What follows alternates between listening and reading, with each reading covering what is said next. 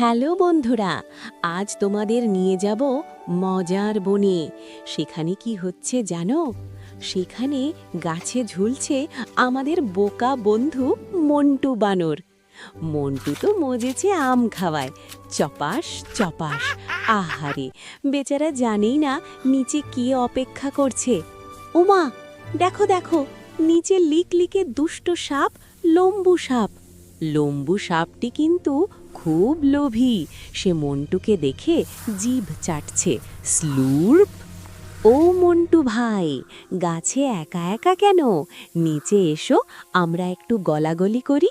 ইস, বোকা মন্টু তো পটেই গেল। সে ভাবছে সাপ বুঝি তার বন্ধু।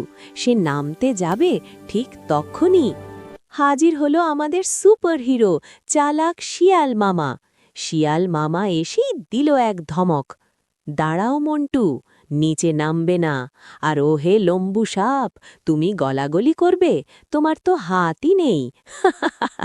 তুমি তো ওকে খপ করে গিলে খাবে। মন্টু তো ভয়েই শেষ, বাপরে।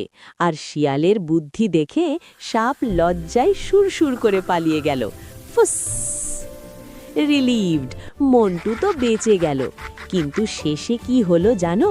মন্টু শিয়ালকে বলল, আমি জানতাম ও আমাকে খেতে চায়। আমি তো জাস্ট চেক করছিলাম সাপ গাছে উঠতে পারে কিনা। ওরে বাবা, মন্টুর চাপা দেখো। শিয়াল মামা তো এই কথা শুনে অজ্ঞান, ধপাস। আজ তাহলে এইটুকুই, টাটা।